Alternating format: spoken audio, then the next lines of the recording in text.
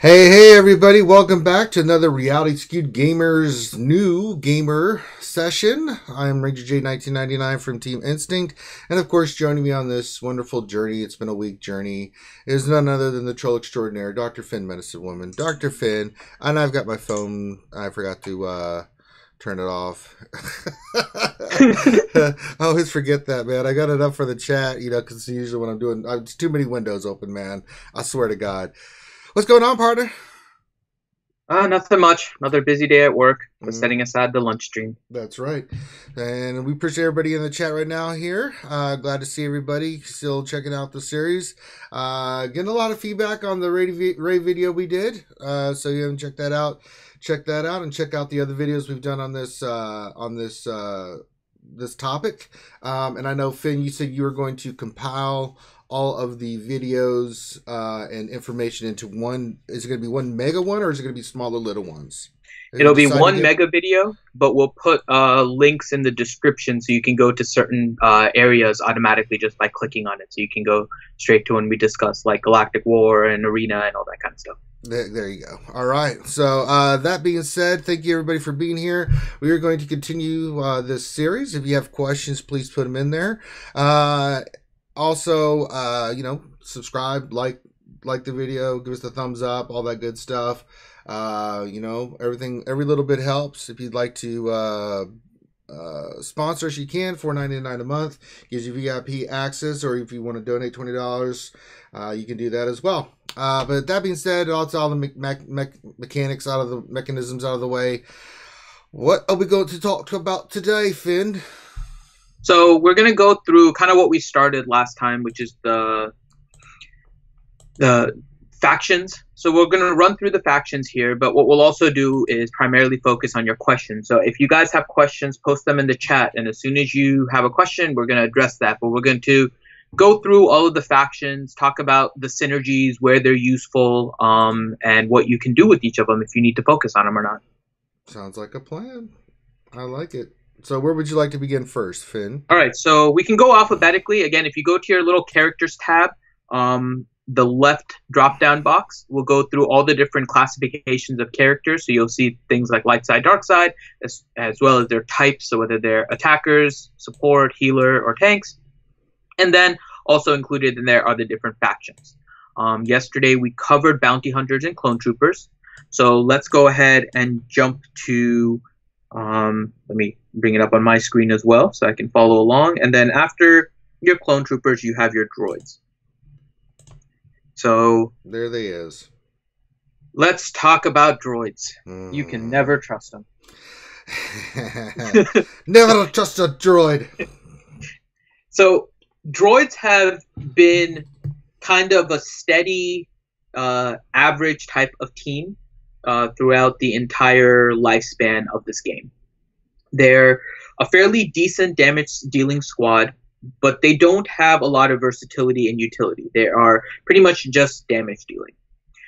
They've gone through some transitions over the length of the game, whether it was initially a Poggle lead, later on it was an HK-47 lead, which still probably remains the best droid team. But the one thing to go along with the droids is the fact that a full droid team has never really been the meta. No. Droid teams have usually required either Geonosians or Jawa, both of which have a synergy with droids. So in looking at the droid faction, you can create a decent droid team that can help you maybe in early game, but they are not a very good late game team. Mm-hmm. Most of them will require you to get HK-47, who will be your main lead. HK-47 is gotten from arena shipments, which overlaps with IG-88. And as we discussed previously, IG-88 is a much bigger priority than HK-47. Now, the other issue with droids is a lot of the droids are currently not very useful. Just to throw it out there. They're useful in different parts. So, well, some. Some of them are. IG-100 Magna not useful. No, Grievous not useful. B2 can be useful in certain teams. IG-88 we also mentioned for the bounty hunter scoundrel kind of thing. So many of these have another faction that they're Right. more useful for than the droid Like faction. K2SO is for Rogue One, BB-8 for Resistance, Chopper for Phoenix, and then R2-D2. It's everything. Plug that little bastard everywhere and watch him roll.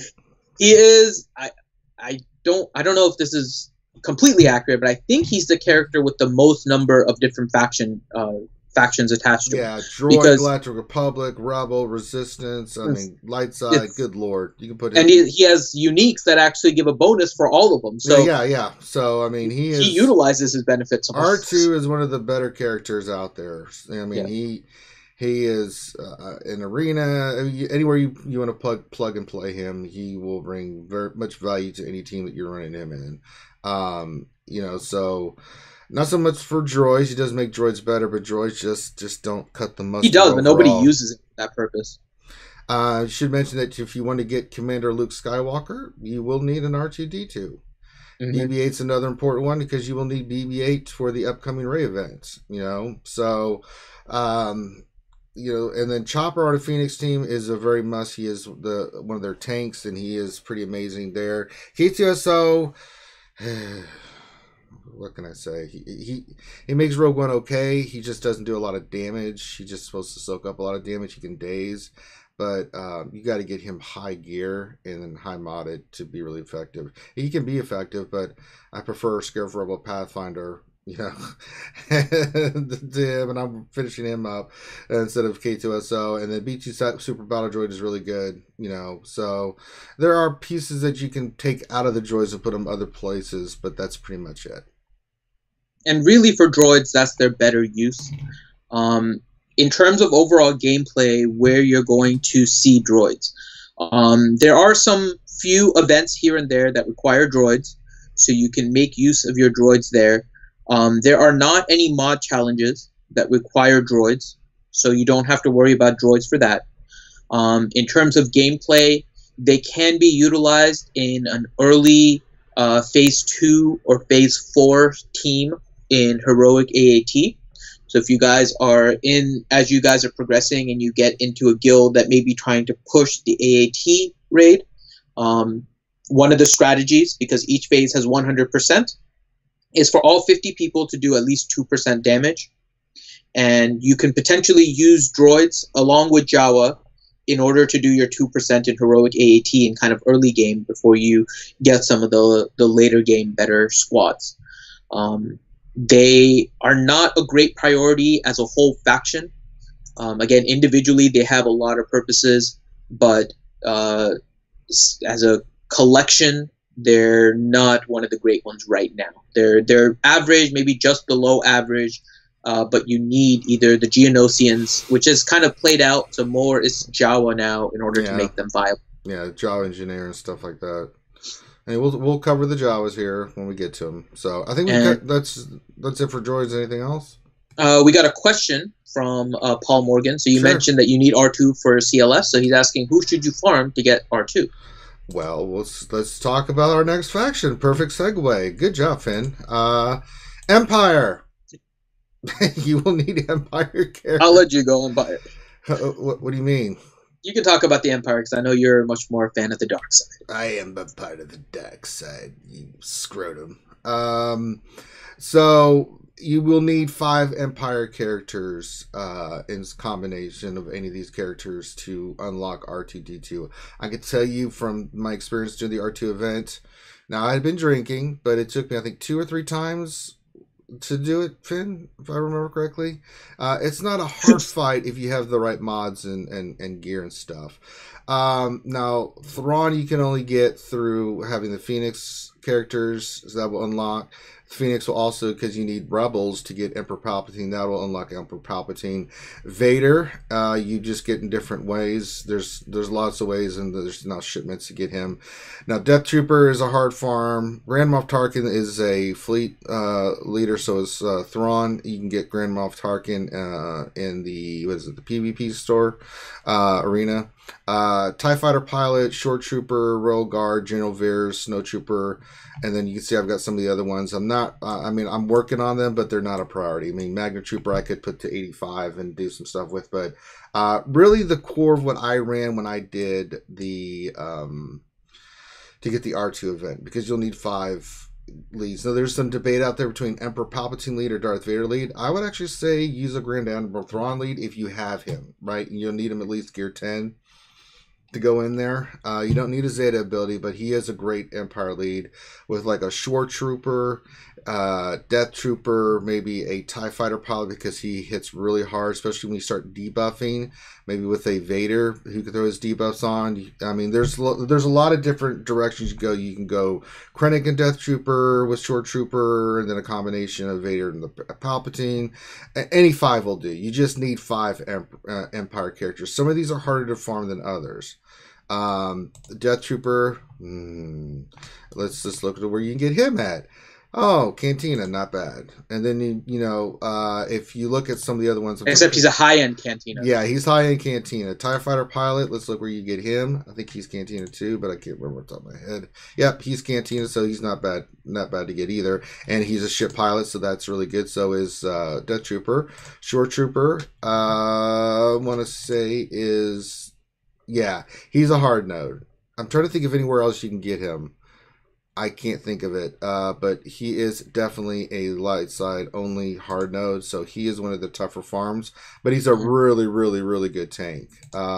He's the tank I would recommend. Rogard for a long time was the main tank for the Empire. He's good, but he's just not as good as Shore Trooper.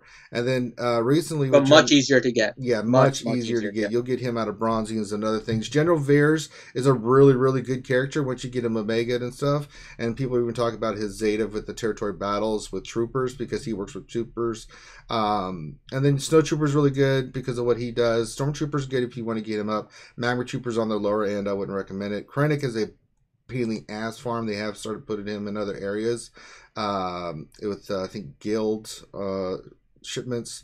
So you can see I've been working on him, getting him almost to 6 stars. He was one of the ones I started working on late. And then of course the combination of him and Death Trooper, they have synergy, like Biggs and Wegs have synergy. So a combination of any of these. The thing with Empire though is that they have offensively, they're really, really good. I mean, characters from here are meta.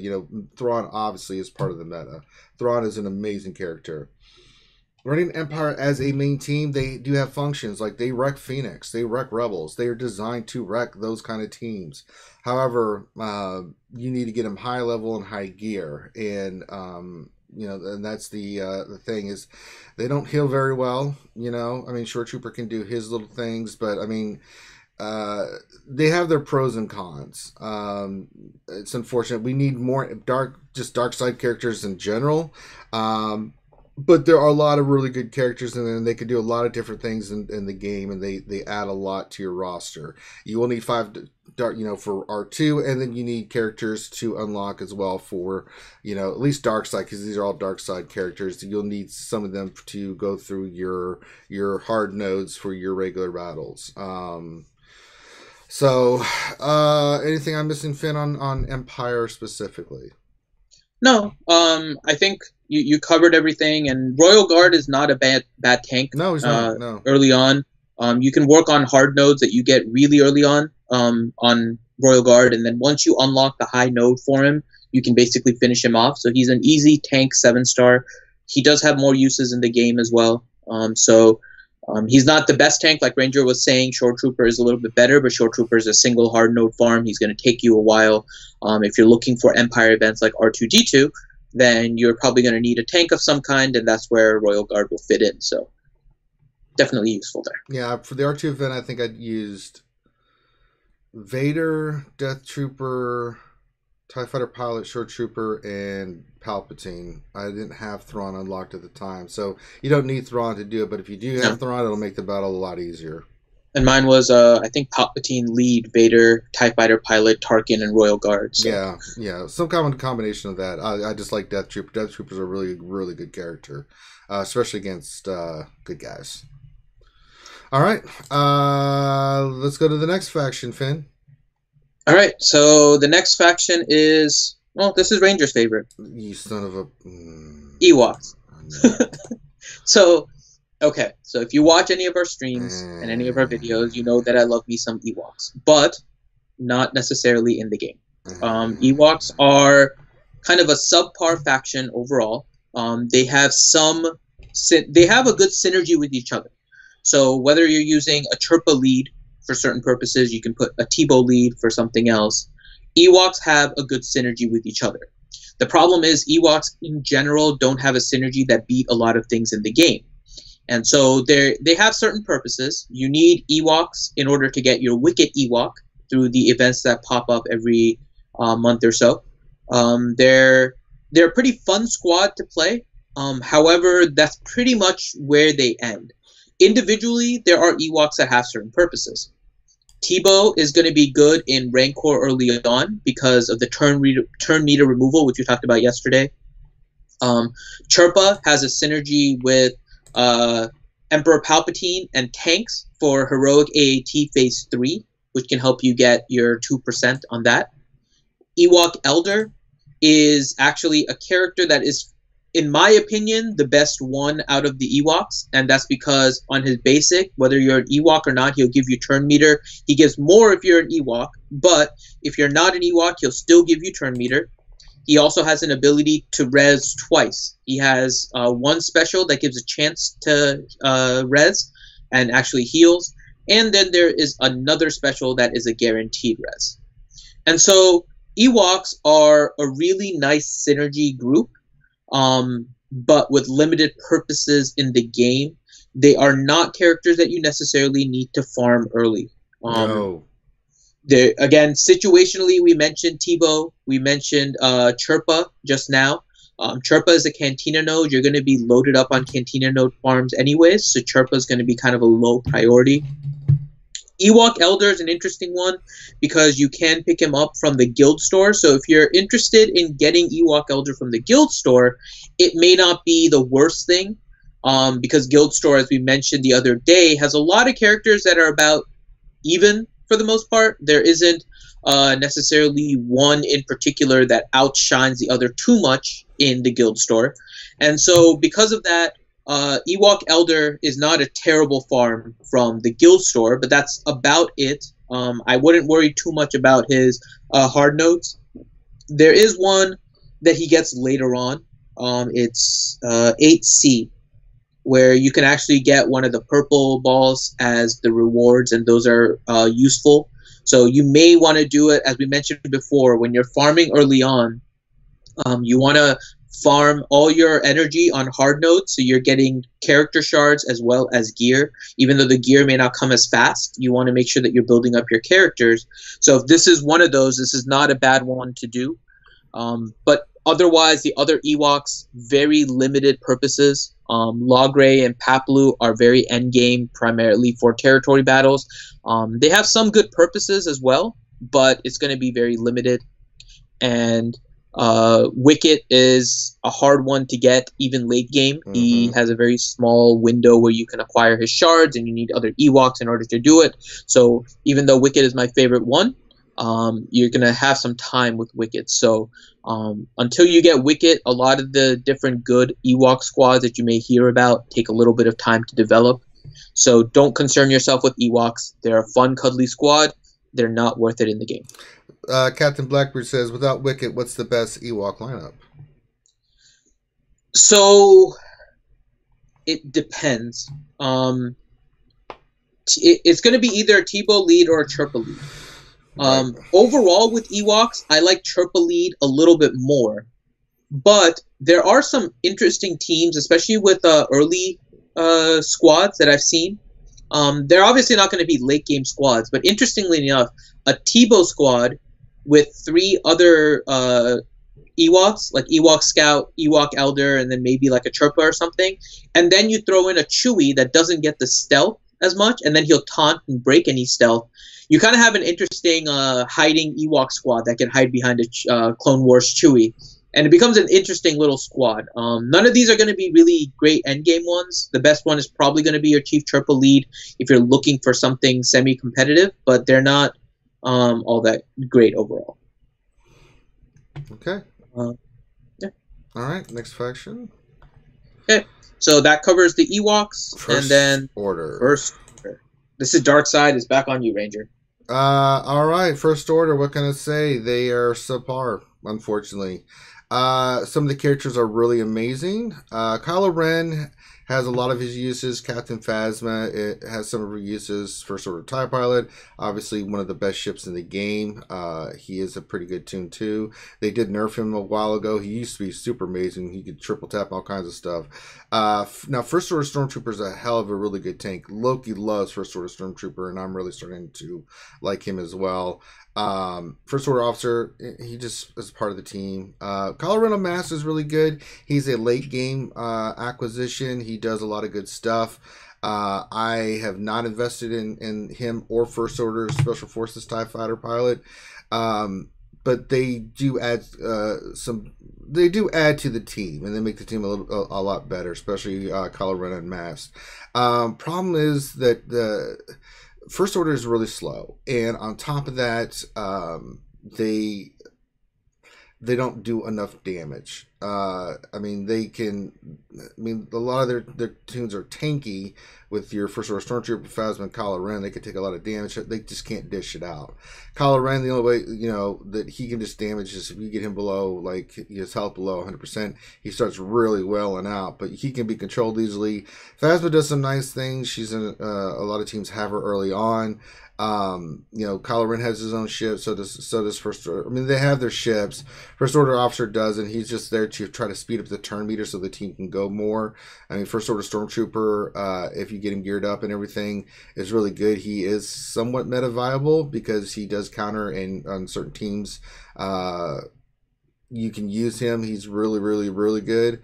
First Order TIE Pilot is just your damage dealer.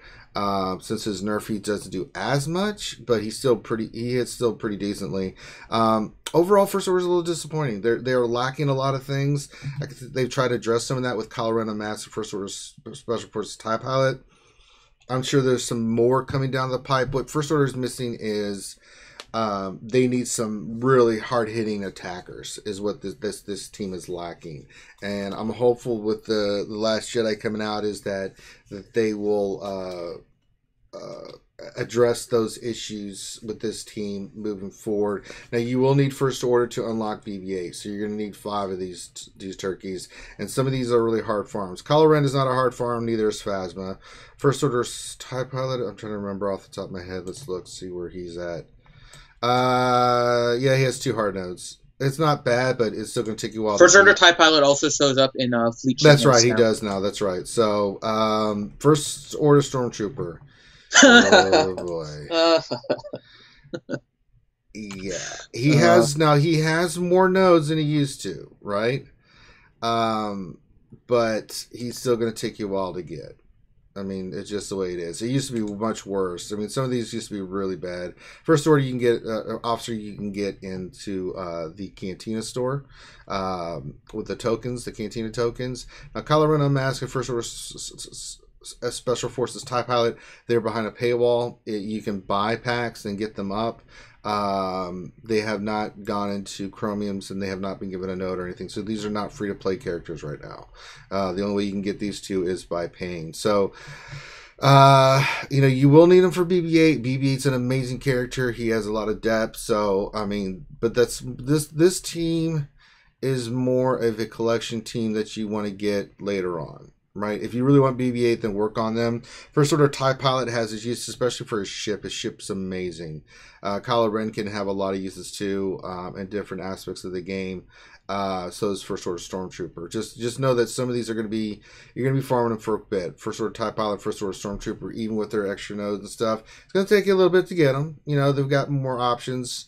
But it's still a pretty decent, pretty lengthy farm. The Kylo Ren, Captain Phasma, First Order Officer, are easy to get, but the other 2 will take you a little bit of time, and you also need these for the mod challenges. A lot of these teams that we're talking about, you need them to unlock some of the mod challenges so you can get those specific type of mods, and that's just the nature of the beast. All right. Yeah, and to add on there, First Order Stormtrooper. But most of the First Order, unfortunately, to get the really good synergy, require a lot of Zetas. So that's going to be a lot of endgame stuff. So you don't want to think about, even when we're discussing kind of like Kylo Ren being good, he really needs a Zeta on his outrage in order to actually become really super useful. Phasma as a lead, even without a Zeta, kind of ends up being fairly useful at low levels because you can work with RNG for the chance that one of your characters just happens to go again. And that's why when we were going through the Galactic War Store, she's listed kind of as one of the higher ones. But the thing to remember is your First Order Stormtrooper is going to be one that you may want to consider farming early as you guys are going through your hard nodes. We discussed a little bit in terms of energy and where to use your crystals, and how using your crystals on the 50 crystal refreshes of energy is a good source because you will increase your experience that you are gaining. In addition, you're going to be able to target more hard nodes as you move along. First Order Stormtrooper is a really long farm. He has a purpose with BB-8, and one of his in particular, the light side B hard node, provides you with the Mark 1 armor piece, which, even though it's a white piece, tends to be one of the white pieces that people end up running out of a lot. You'll end up using a lot of those, especially leveling up and gearing up characters. Those white pieces are used quite a bit. So when you're looking for nodes to farm that give you gear that you can utilize, the light side 2B hard node that gives you First Order Stormtrooper and gives you that white armor piece is one that you can consider. His other node is not going to give you too much rare gear. It's if you want to just keep on progressing First Order Stormtrooper. The other ones, Kylo Ren is an easy farm once you're ready for him. Phasma is an easier farm. First Order TIE Pilot was a hard farm, but now that he's in fleet shipments, he's a little bit easier. And First Order Officer is a pretty easy farm with Cantina tokens. So as a result of that, if you're looking to get BB-8, if it's a character that you know you will want down the line, the BB-8 will require 5 First Order, and you can work on your First Order Stormtrooper now, and then when you're getting more ready for BB-8, your First Order Stormtrooper already has some shards behind him. So once you start on it, it becomes a lot easier to get your BB-8, and you're not frustrated. Yeah. But there is a chance Kylo Ren Unmasked falls somewhere easy. There's a chance that First Order Special Forces TIE Fighter falls somewhere easy, and you can get your First Order a little bit easier than Stormtrooper. But again, that's why one of the nodes in particular, First Order Stormtrooper actually gives a gear piece that's going to be valuable later on. Yeah. All right. The next one says Fleet Commander. I don't think we need to look at that, do we? Galactic. We'll go into Galactic Republic. Okay. What is Galactic Republic? Galactic Republic is a joke. So this is Clone War era stuff. But the problem is, so Galactic Republic is currently a faction that characters are associated with, but there really isn't much synergy with any of them. There's very little mention of Galactic Republic in general. It is pretty much the newer characters, and of those, we talked about R2-D2 getting bonuses for Galactic Republic, but otherwise, Galactic Republic is kind of more used on the ship side, and it appears to be more of a classification for posterity's sake for Star Wars more than anything. So currently, Galactic Republic is one of those factions you don't have to focus too much on. It is an existent faction. It incorporates pretty much a character that has another character that has a faction that is more useful than Galactic Republic, except for one. Good old Cup. Yeah, he's Coruscant Underworld Police had no faction. Now he has his Galactic Republic. He otherwise was factionless. So I don't know if that's the reason they gave that to him, so all the characters had something. But in general, all the characters have another faction that is more viable than Galactic Republic, so there is no Galactic Republic synergy right now. Yeah.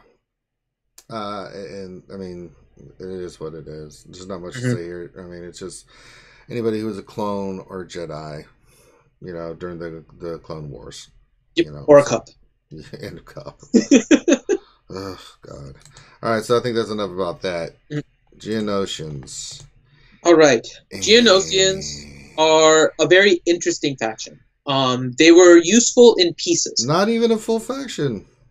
Yeah, they're not a full faction. They only have 4 characters. As of so today. There was never a full Geonosian faction. In addition, some of these characters were introduced late. So Geonosian Spy kind of came late into the game. Sunfac came in semi-early, but was very restrictive access. Sunfac is maybe one of the best tanks in the game, and in terms of a pure I can take damage standpoint. Yeah, he can counter, he can do a lot of stuff. I mean, he doesn't have a synergy. Yeah, I mean, that's the thing, you know. He does have a ship. His ship is pretty decent. Geonosian Soldier is kind of in that same boat. He does decent damage. He was part of the first phase of the Rancor raid for a long time. People used him with the team, and he's useful early game. Yeah, he's very useful. One of the biggest damage dealers early game. Yeah. He'll be a character you get fairly easily because he's in the very first Cantina node. So before Phoenix came out, he was the character that a lot of people would farm early because he was a lot of damage. But now with all the other Phoenix that are in level 1 Cantina and level 2 Cantina, he has kind of faded out. Yeah. Plago the Lesser he was part of the droid meta we were talking about meta. earlier. He has synergy with droids, but again, you can see I stopped working on these. You see a lot of the characters that, you know, like Galactic Republic and these guys I was working on, and then things shifted, and then I've shifted to other areas. Geonosian Spy, his ship is it's poo. I don't know how else to say it. I'm not a big fan of it. I am working on him, but the only reason I'm working on Geonosian Spy when he pops up is because, well, I don't really have a lot of other things to be working on. I only have a few characters left to unlock, and I'm 13 away from him. So, you know, Geonosians, unfortunately, they work well with maybe some work well with droids, some work well with Separatists, which is not the best faction either. So these are low priority tunes. I would say Sunfac, he's a pretty good tank for your dark side, but you know, Short Trooper and Royal Guard and some of the other ones I just think are a little bit high. Well. He's gotten from fleet shipments, so he's not an easy farm. No, anyways. He's not. He's probably the most useful of the Geonosians in the current game because he is kind of a plug-and-play tank if you don't have a full synergy squad. But yeah, again, your fleet arena is going to have other things you're going to be looking for, which is going to be Ezra and then keeping up your ships. So he might be somebody you farm in the middle game. He's not an end game character. I mean, by that I mean he's not somebody you want to wait until the very end because he does have a purpose that you can utilize. There's always a use for kind of a big beefy tank that you can just kind of throw into something and have him survive. So Sunfac is one of the better tanks in the game, but without a synergy, he kind of misses the mark on being one of the top in the game. So you can kind of wait for him. Yeah. All right, so that's Geonosians. Next is Healer. Do you want to look at Healer, or do you just want to skip? No, we'll go through the individual factions rather than the types, because I think the types will... The types, honestly... So, here's the thing for me. When we've played... when I played other games that are kind of RPG, it's always been in kind of a style where you try to have different people in different positions. So, if you look at the different types, which are attacker, healer, tank, and support, I would have thought initially, and this is what I was kind of building up squads for when I first started playing because it seemed to make the sense. You wanted to have one tank, one healer, one support, and then 2 attackers. Mm-hmm. And then maybe one of the attackers was kind of like a mix between an attack and a support. And usually that ends up being the kind of the overall setup that you look for when you're creating like an RPG squad. Problem is in this game, it doesn't really fit. So the roles are there. They're utilized for certain things here and there. They don't have a really strong usage in the game, so you don't want to necessarily rely on the fact that it's tank, healer, attacker. You want to look at the characters and how they synergize first. Captain Blackbeard said Geo Spy is the Dallas Cowboys of Star Wars Galaxy of Heroes. Everybody say goodbye to Captain Blackbeard. I'm about to ban his monkey butt. No. Geonosian Spy is an underrated character, and that's because you need high-end characters in order to really use him. Because you don't really... Not high-end. I shouldn't say high-end.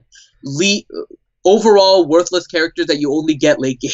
Yeah. It's what you need. Because you need like a new Gunray lead. You want to create like a stealth team in order to go with Geonosian Spy. You can throw him into kind of a niche team, but he's really not a good character overall, and not somebody you want to farm. No, not initially, right? All right, so now we're into Imperial Troopers. This kind of goes with the Empire, but this is a specific thing. This team, if you can get it all up, with the General Veers now, General Veers adds a lot of synergy and stuff to this team with his leader ability.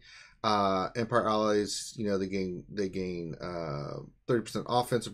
Imperial Trooper allies gain 20 speed, and they gain 10% turn meter whenever they gain a buff. I mean, this team kind of rock and rolls once you add General Veers and some of the other characters. Colonel Stark's a new one that they just added. I haven't really dealt too much into him since I haven't unlocked him yet, but he only comes into guild stores and stuff, and so I'm working on him right now. I didn't buy his pack. I'm not buying his pack either. And so, Snow Trooper, I mean, if you can get this team rocking and rolling, it's really, really good. But it takes a lot of investment. Some of these are easy to get, some of them are not. You know what I'm saying? So General Veers, not a bad farm, but he's a slow farm. He's got 3 nodes. You can get him in the guild store. We already talked about Shore and Death Trooper. Snow Trooper is not hard to get. Magma Trooper is not hard to get. Stormtrooper, if I remember correctly, where was his farm at? Yeah, he's got some nodes. He's not that bad either. So this he's easy because he's also Cantina. He's in Cantina too. Cantina I battles. remember if he was or not. But token store. Yeah, so all these are pretty reasonable to get, and they do well against, they can wreck some, some teams, so, but you have to get them out modded and geared, at least gear 9. But once you do, and you get them done, you can see. And a couple Zetas. You will have to invest in the Zetas, but a lot of people are very high on General Veers' Zeta. I happen to agree with that. He's not a priority for the Zetas, but if you've got one and you want to make this team really rock and roll, then by all means, Zeta's General Veers, and you'll really see the Imperial Troopers kick some major ass. We have a question from Paul Morgan. Sure. So he asks, do you build a team off a certain ability like stealth, or do you build it off of something like damage? That's a good question. What do you think there, Finadoodle? So really, it's kind of neither of them. You can build a team off of stealth, and you can create squads that get benefits from stealth.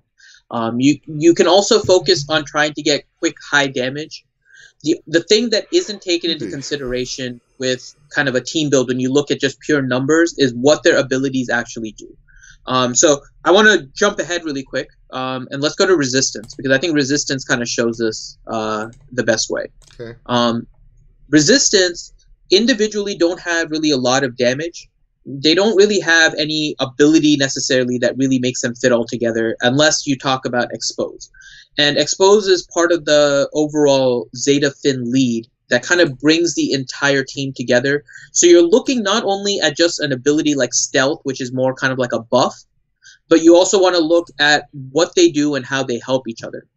So with a Resistance team, you have Finn, who is pretty much one of the best leaders for new players in the game. And if you go into and you look at what his leader actually does, you'll see that he has bonuses that you get based on what happens with the Expose. Now, that's kind of the critical one. He has another aspect of increased damage and offense and foresight and advantage and all that kind of stuff. But the one that kind of puts him over the top is the fact that if you hit somebody with an Expose with one of your characters, it reduces the cooldown by 1 turn. And they get 35% turn meter. And 35% turn meter. So what you essentially do then is you kind of see that the leader ability is looking for resistance that have foresight. And then, if they have foresight and lose it, then they'll gain advantage. So that's part of it. But you're also looking for things that add Expose. So you're kind of building things not necessarily around the buff, but you're looking at characters that can do Expose. And interestingly enough, one of the teams that I've seen people use is with Cassian with Resistance. Yeah, he's not a Resistance team. He's not a Resistance faction. He's a Rebel, but he can do Expose, and that can help the rest of the team. So faction is part of it. Ability is another part of it. So building a team is really kind of a matchmaking based on a lot more than just any kind of single ability or any kind of single damage. You can go for the power damage squads. Problem is, power damage squads can be easily countered by something that heals. Or if you have like a super tank and that's able to eat up all the damage, then you're kind of screwed. So it really is about the synergy of the entire squad. I know Ranger really likes Resistance, so I'll let him talk more about that. But I hope that answers your question about building squads, and it's a lot that you look into when building a squad. Yeah, when this team goes to knocking, you are in big trouble because once it gets going and you want high speed on Poe. He puts a lot of the exposes. Resistance Trooper does it on his basic. Finn has the ability to not only stun but do an expose as well. So does Resistance Pilot. And the thing is, you're just constantly rocking and rolling. BB-8 on that team is just constantly doing his intel, and he's speeding them up. This team could, I mean, I've done and I've showed this on stream where you're doing light side territory battles. And you're basically that team. I have had it to where the Empire never got a chance to go, ever. Like they just, maybe they get one attack on the first round just because I'm getting the team going. But once they start getting their turn meter going and everything, good Lord. I mean, BB-8 especially helps tremendously. I was using R2 in this team. I like R2 to go in and he once you do a Poe. AoE with his exposes, then R2 usually follows up and does his fire damage, and then bam, all their cooldowns are reset. They've got their full max out on their turn meter. But now that I've got Resistance Pilot up, he's looking pretty solid. I don't need R2 anymore, so now I can use R2 on another team. So if you don't have R2, don't worry about it. You can still use Finn. You don't need Rey. Unfortunately, Rey's the odd man out because she's great damage and stuff, but to make the team work, you need Finn, Resistance Trooper, Poe, BB-8, and Resistance Pilot. Now, if you don't have BB-8 or R2, you can still use this team. Just know that you're going to have to be a little bit more hands-on on getting it rocking and rolling. But once you do, I mean, they're just constantly going. And the other team constantly is losing turn meter, and they're not going, Because every time you hit an expose, you're reducing their cooldowns of each of these characters. And they're getting 35% turn meter. So just think if you're constantly hitting expose, Poe's keep going, and he's constantly exposing. Same thing for all these other characters. So that's what makes Resistance such a devastatingly good team. It is one of the better teams with synergy out there. I mean, Finn's Zeta is why I consider it to be the best Zeta in the game because it really just, in any aspect, I mean, you can use this team for GW, you can use it for, your territory battles, you can use this in any of the raids. It is ridiculous how good this team is now that, especially with Finn Zeta, and you can mix match everything with your Rey's still the odd man out, and we still don't know about the new Rey, how it's going to fit in there. So we'll see what happens, but yeah, Resistance they're a monster, pretty much. Yep. Anything to add, Finn? No. Resistance are a great squad. They'll probably be probably the second full faction that you'll be farming. First one being Phoenix. You'll probably farm some scatters here and there in order to build up your dark side for your dark side table. But in your overall progression, you're probably looking at Resistance as being your second team, as well as the fact that they control one of the best mod challenges. The speed mod challenge. Yes. Is the one that people farm the most because speed is one of the key stats that you need in order to kind of get that little advantage in arena. And because of that, Resistance, big impact in mod challenges. So they're probably going to end up being your second squad that you farm after Phoenix. All right. So let's go back then into alphabetical order, and we left off with the Jawa. Jawas. Fujini! So you have exactly 5 Jawa in order to make your team. Jawa are underwhelming. As you can kind of expect. They're fairly generic-ish characters overall. They all have a purpose. If you put them together, they can kind of work. There's one in particular, Jawa Engineer, who kind of stands out from the rest because he has a really nice synergy with droids. He'll increase his own speed based on the number of droids that are in the squad, and then he has an ability that'll give droids extra turn meter. So when we were talking about the droids earlier and kind of the Jawa synergy that they had, it was because you would have Jawa Engineer with the droids, and he would basically get all of your droids to go first, HK-47, IG-88, IG-86, and then whoever you had in the 5th position, which varied a little bit based on that squad, would burst out all of their damage, and if the opponent stood, you were kind of screwed, because then they had nothing left. So, Jawa Engineer is a neat little character. He is gotten from your guild store. He's a relatively, I mean, if you from the guild store, he's a character that you can get. You would still want to get all of your other droids as well in order to build the squad. Jawa are going to be utilized in mod challenges as well. They're used for the crit damage mods, which are fairly useful mods as well. So Jawas in general have a purpose. They're not going to be your hyper-competitive squad, but they are going to be used for mod challenges. So when we were going through the different stores, these are characters that you take to 5-star and essentially leave, except for maybe Jawa Engineer. If you're going to work on any kind of droids, because you like droids, you'll want Jawa Engineer and you'll want to take him to 7-star. Yeah. But that's pretty much it. I don't have anything to add about Jawa. Very simple squad. They all look exactly the same. They all look like little potato sacks, as Urban Blaster would say, and that's pretty much it. That's it. All right. So, next faction, Jedi. The most, well, used to be the most various in number faction in the game. So let's talk about Jedi. Now, a full Jedi team back in the day used to be, I mean, Qui-Gon Jinn lead, because of what he did, you know, was still viable, right? Jedi as a whole team, they're good. They just don't, they're not super duper like they used to be back in the day. Now, there are certain characters and aspects of some of the characters that are really, really good.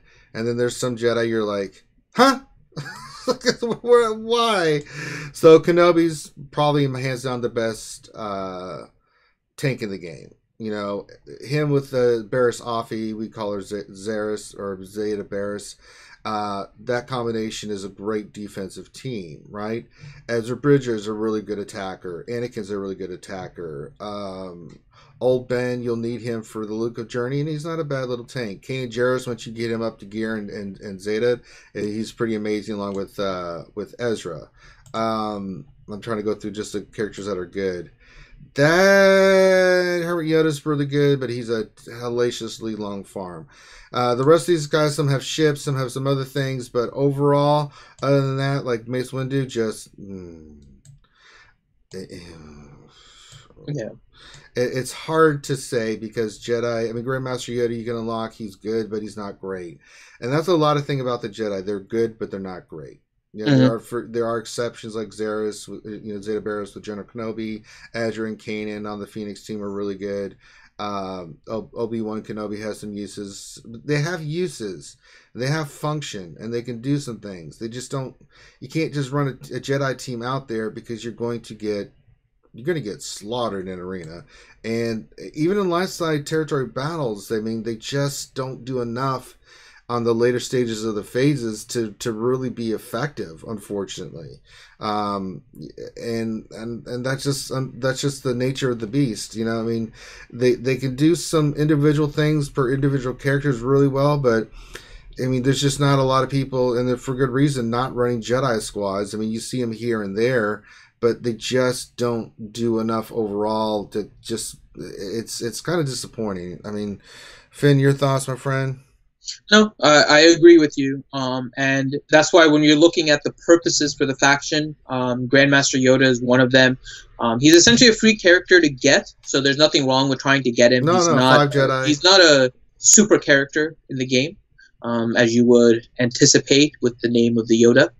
But we're kind of working on getting those Jedi anyway, because you've already been working on Ezra and Kanan, who are also Jedi in addition with Phoenix. So you've already kind of gotten your 2 of your 3.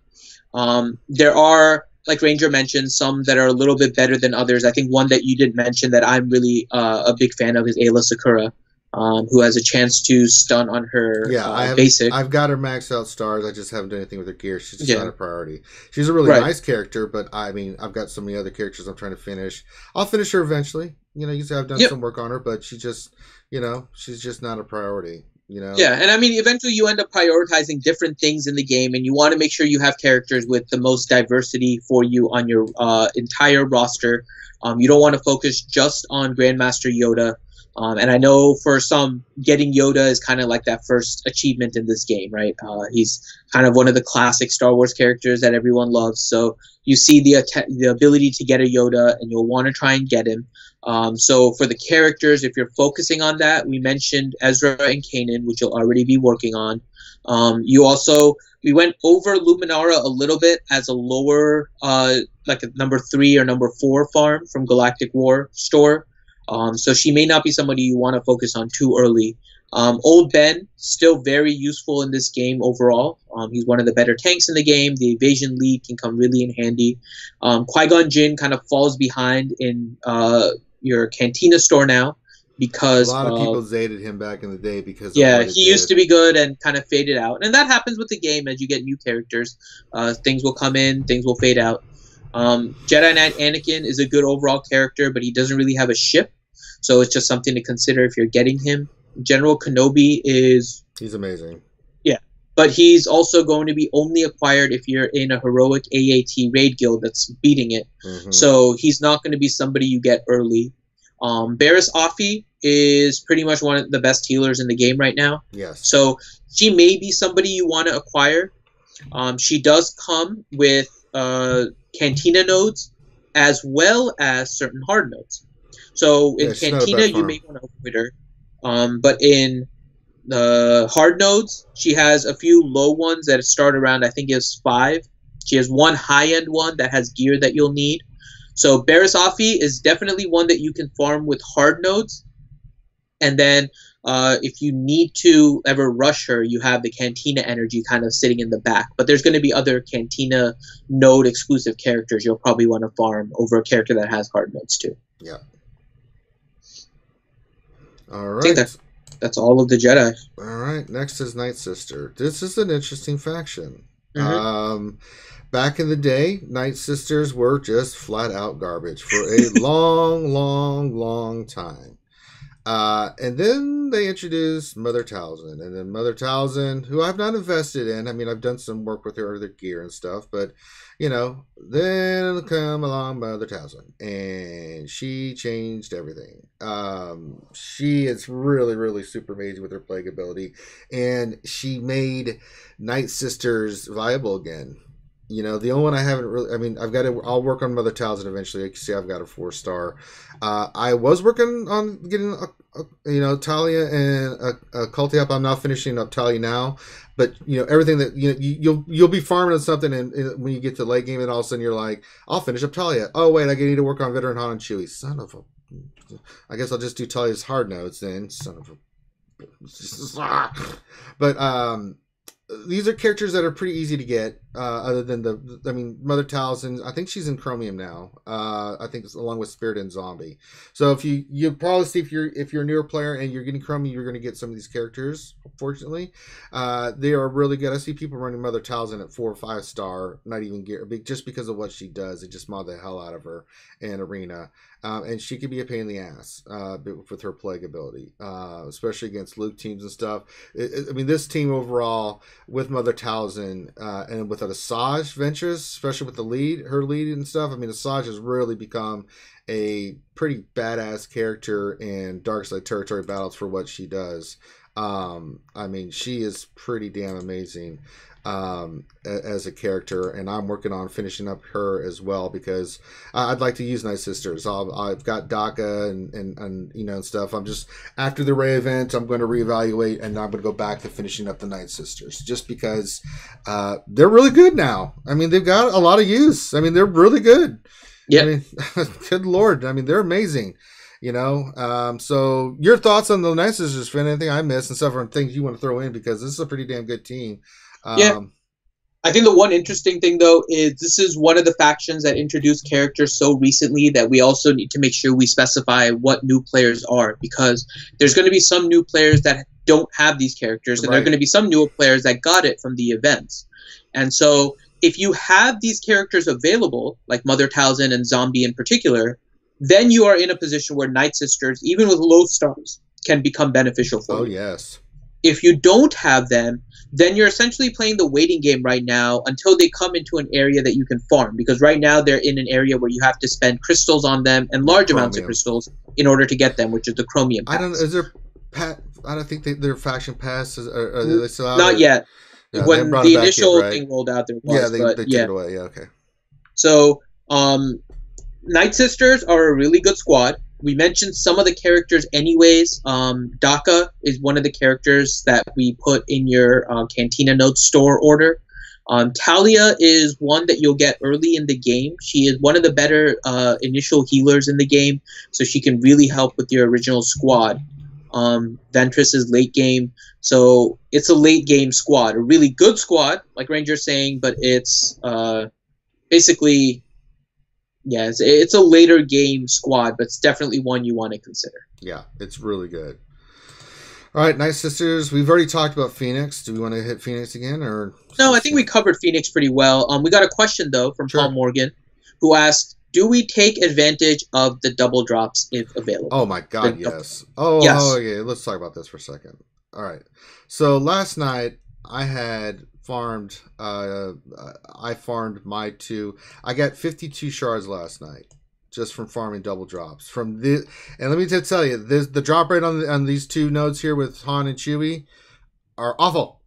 So the fact that I got that many shards from my energy, because they are 16 energy, is pretty damn good. I'll probably will wait tonight. When it resets, I'll spend my 700 crystals and do it again, right? Because anytime you get double drops, you want to take advantage of them. Caveat: if you need to take advantage of them. Now, sometimes double drops are for the entire game. Sometimes they're for specific areas. Sometimes they're for specific characters. And in this case, it's for specific characters. The double drops are for Rey. They're for, for the characters for the upcoming Rey event. Finn, Veteran Han, and Veteran Chewie. Yeah, Veteran Han, Veteran Chewie. Most people are working on Veteran Han and Veteran Chewie. What was it, a week ago, 2 weeks ago, when we had the 2-year anniversary, they had double drops, right? Yep, across the across the board. Everything said times 2. When that happens, you just have to be strategic. So what you want to do is you want to make a plan of, and you can see some people in the chat have been saying what they did with their double drops. You just need to be strategic and about where you attack, right? If there's a character you're going to work on them. Don't try to get helter skelter and try to work on everything. You're going to get double drops, but have a plan when they do that. They don't do it very often, but when they do, go for it. And you should take advantage of where you can.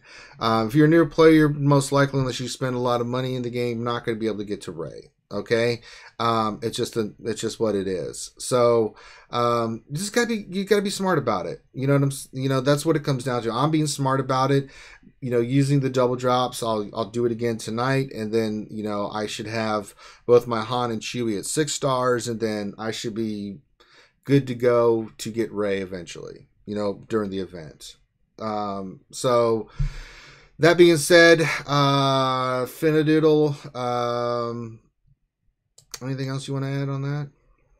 The only thing I'll add is that remember that we mentioned this kind of in one of the earlier streams, that this game is a resource management game.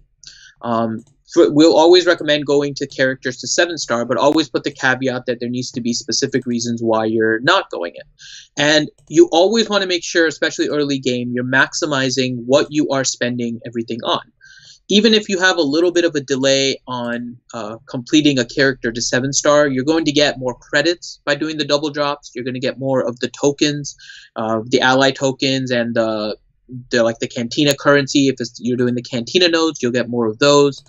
You'll get more of the ability pieces and the ability mats. You'll get more of every resource, even though you're not going to be focused on the one particular character that you're thinking about.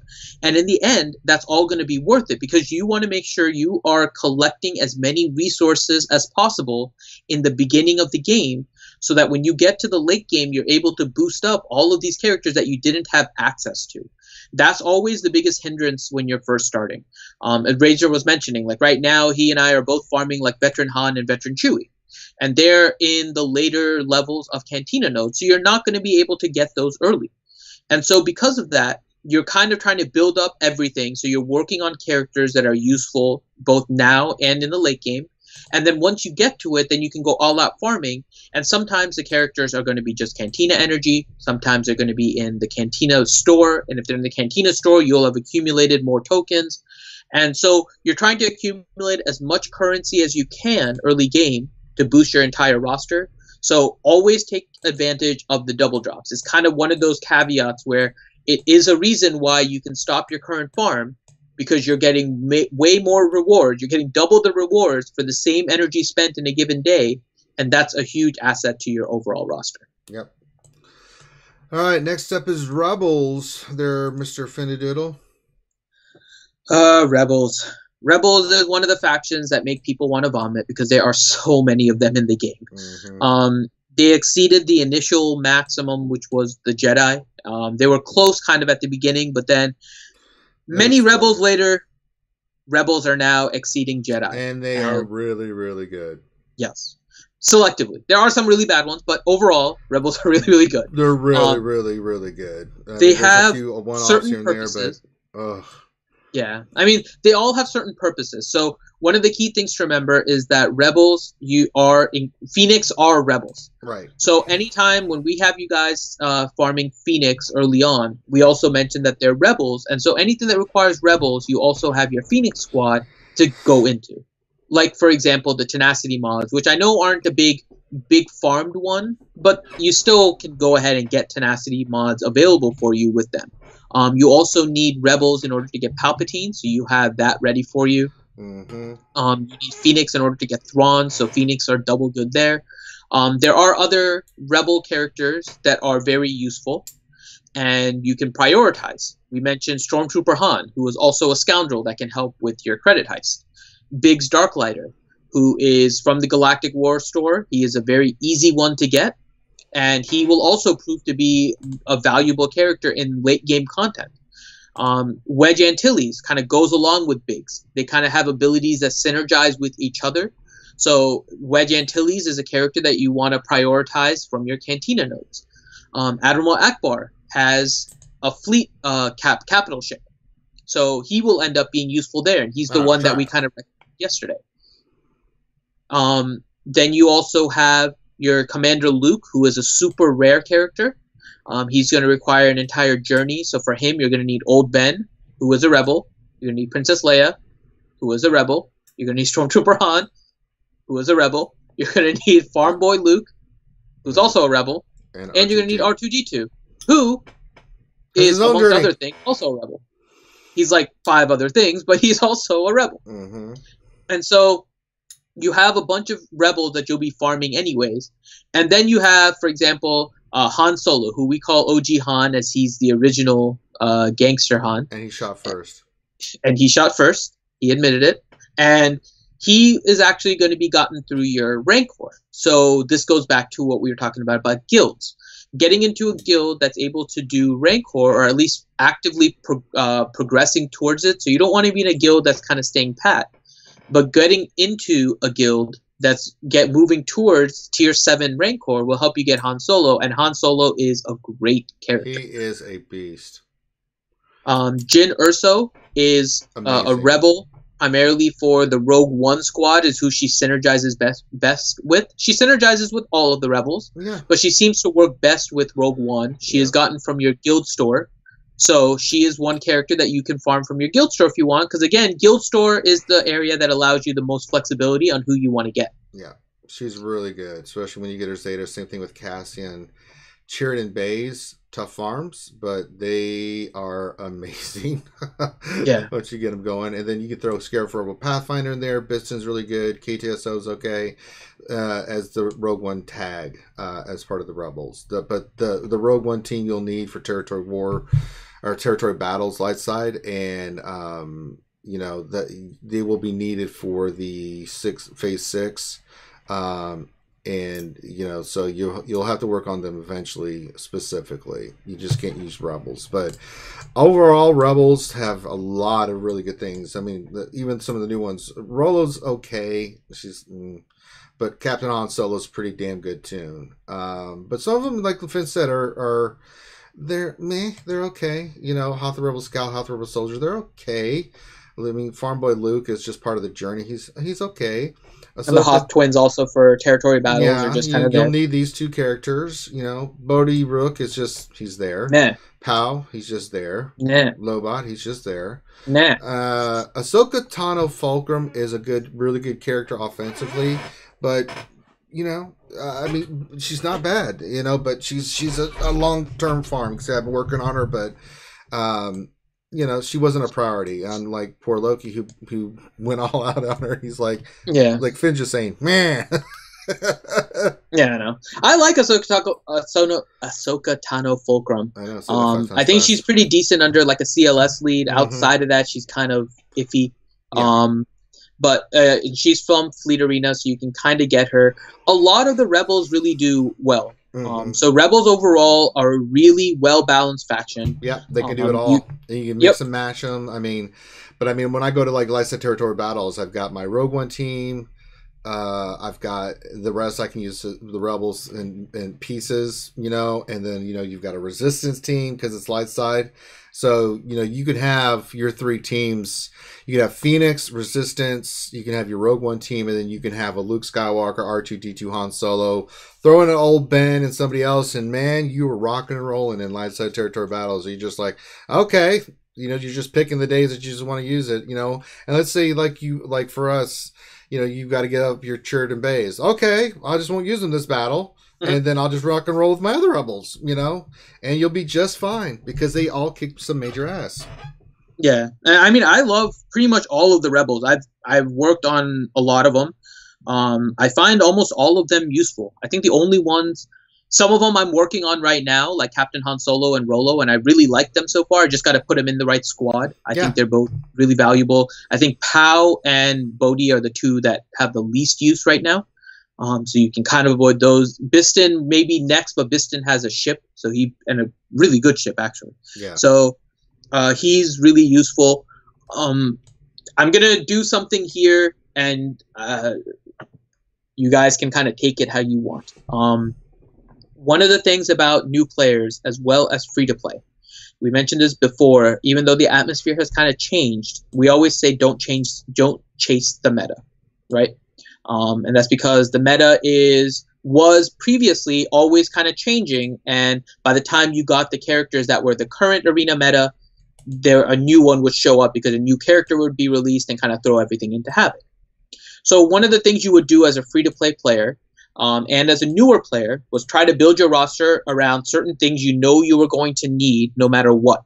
So that would be things like characters for your raids, like your Rancor, characters for your AAT, characters in order to succeed through your Galactic War, to succeed in light side battles, dark side battles. Definitely your arena you want to focus on, but you don't want to chase characters. So you were always focusing on things in the now, but you were also playing the prediction game. And so if you're looking at something in the prediction game, something to consider is the journeys of all of the characters that all you new characters or new players have probably gone kind of drawn to, which is Commander Luke and the new raid that's going to be coming out soon. And they're called journey characters because one thing is that they're special and that you can only get them unlocked at 7-star. But the other thing is that they're trying to tell a story. With the Commander Luke event, there were 7 waves. Each wave kind of went through the progression of what Luke went through in the movies.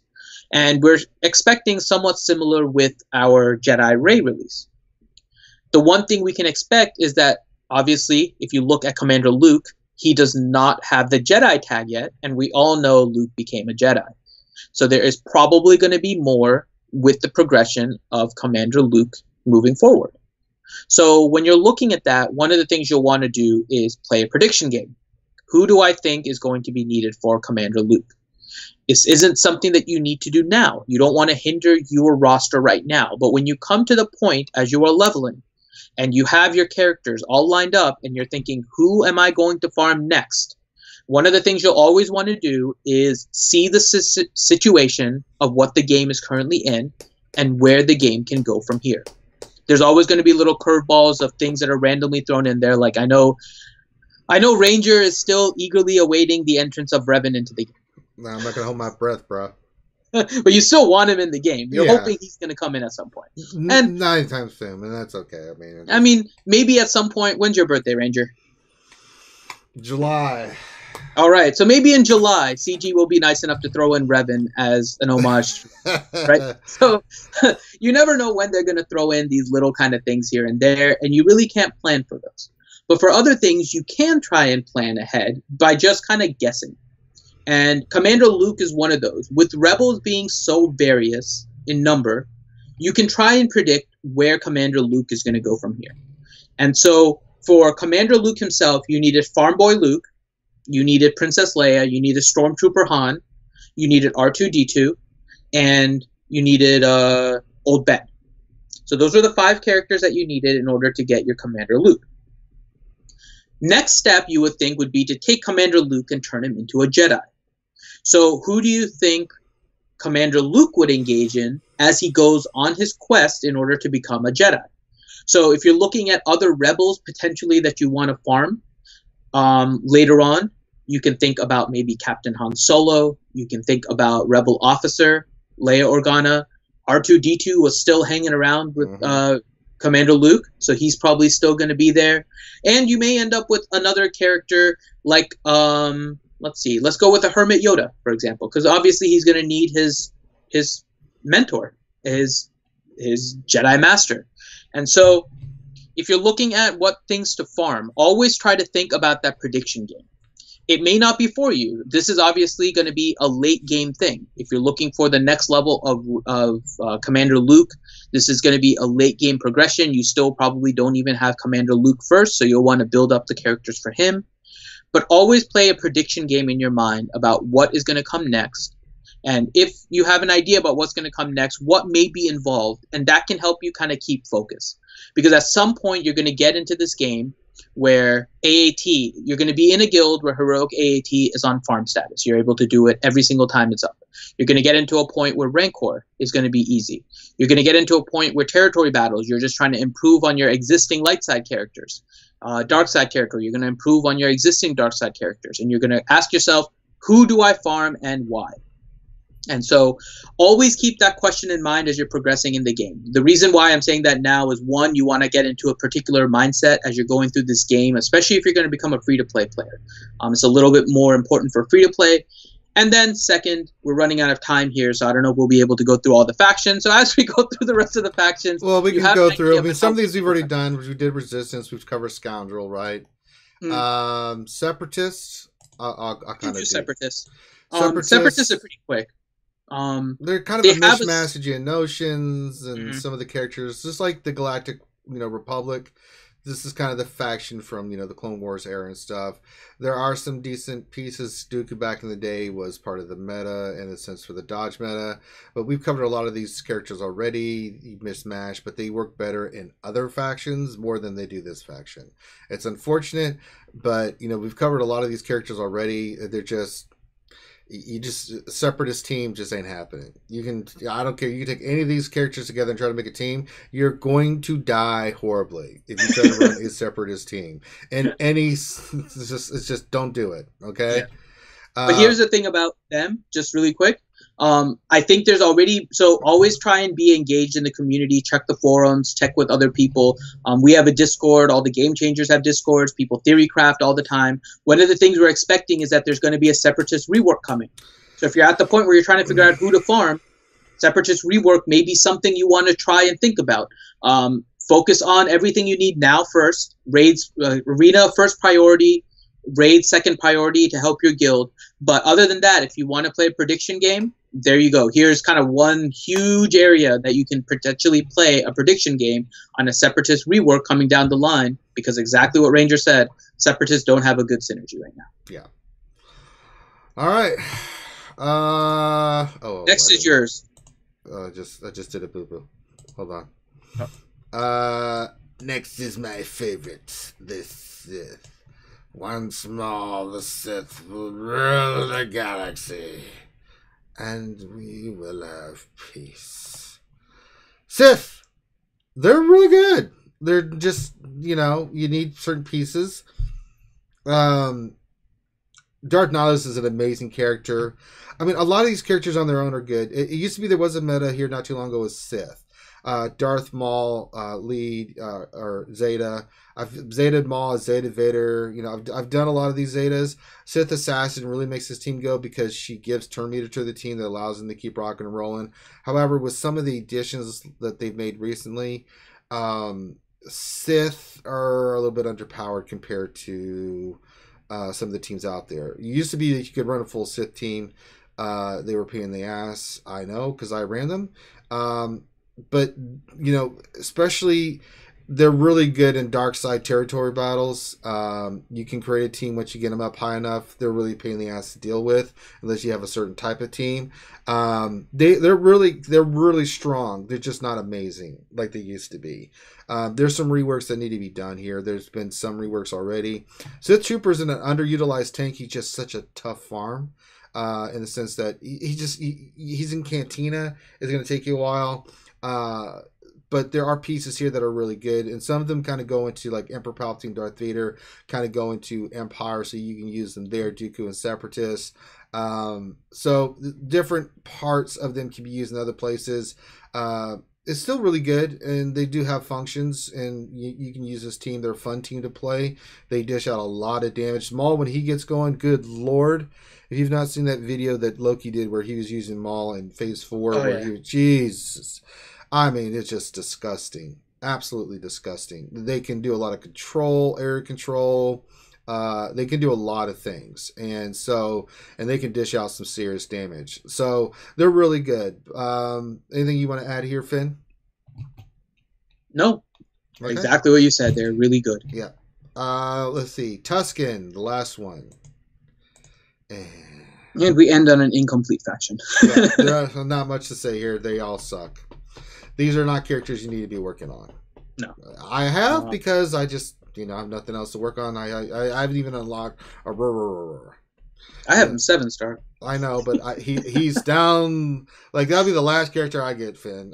Seriously, I just don't. I am ready for Dark Side Battle platoons. Yeah, there is one character here that may have a use. I'm going to just kind of think positively. Raider can be. That's the one. He does do turn meter reduction. He just doesn't do it as well as the other characters. No, he can be an addition in your Rancor squad early on, but he's not going to be one of the first characters you farm in Galactic War. In your Galactic War store, he's probably somewhere along number 6 or 7 in terms of who you should farm. He does have one kind of niche purpose right now in the game, and that is Rancor with his turn meter reduction on basic, but that's pretty much it. Tusken Shaman may be under a Zeta Vader lead, but that's going to be well beyond where you guys are now, so it's not something to worry about at all, and is just useless. Mm-hmm. Nothing. So those are all the factions, Finn.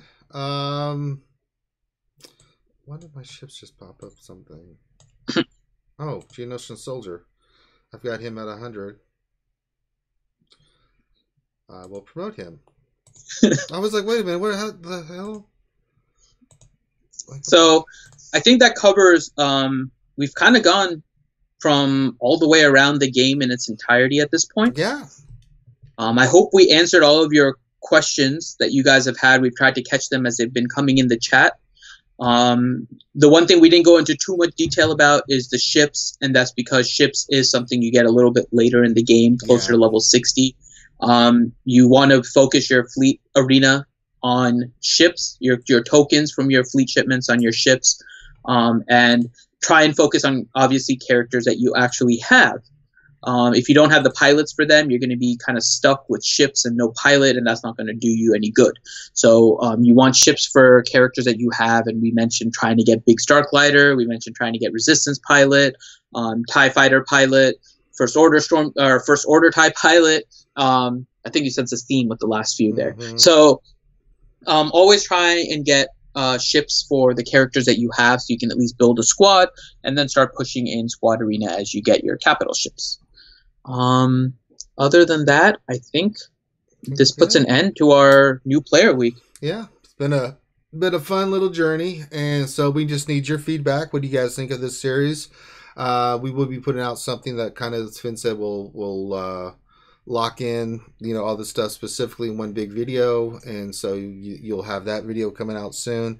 But tell us what you think, about all this. Your comments are important, so write your comments about what you think we're doing good, what we could be doing better. We always like feedback as long as it's constructive. If you come on there and be an asshat, we'll just delete your message. I just don't deal with it. Sorry. But as long as it's good constructive criticism, we like it. And then upcoming events, tomorrow we got the Jedi Academy at 10 a.m. Eastern. And then, of course, tomorrow night is RSG Late Night, where we just sit back, drink, and have fun and talk about the game. So if you like what you see, subscribe, give us a thumbs up, all that good stuff.